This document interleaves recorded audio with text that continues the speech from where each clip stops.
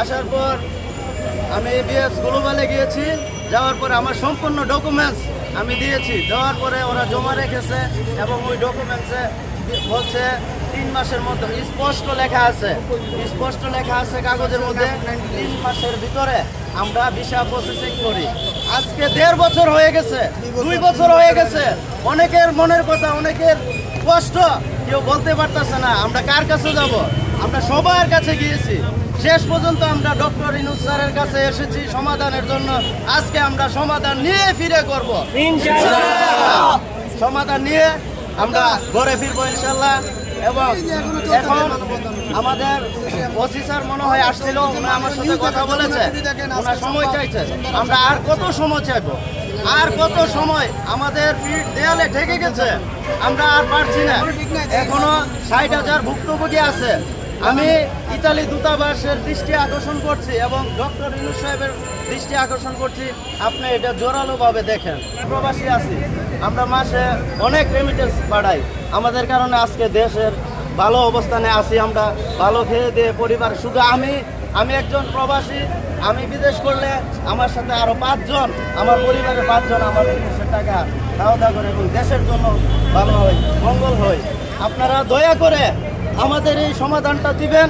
আমি আশা করি এই কিছুক্ষণের মধ্যে আমাদের সমাধান নিয়ে আসবেন।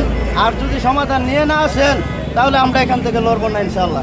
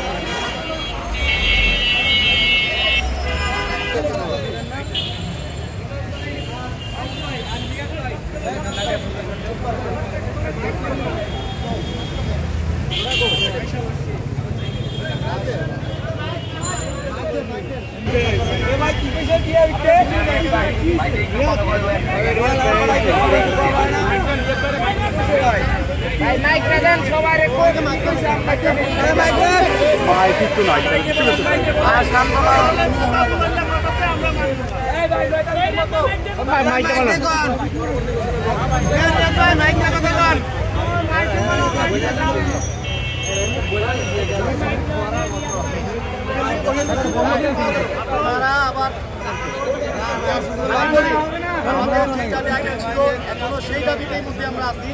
আমরা স্যারের সাথে দেখা করতে চাই, কিন্তু আমরা ওনারা যখন চিফ অ্যাডভাইজার উনি আমাদেরকে অনেক কথাবার্তা বলছে,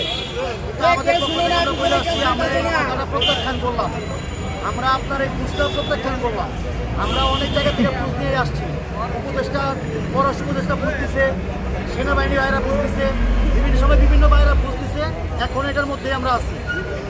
তো ওনারা বলতেছে যে 10,000 আমাদের 60,000 যেটা সাসপেন্ড করছে, বিস্তরিত করছে, ওইখান থেকে 10,000 ক্লিয়ারেন্স হয়েছে, তার মধ্যে 7,000 তারা রিজেক্ট করতে পারছে।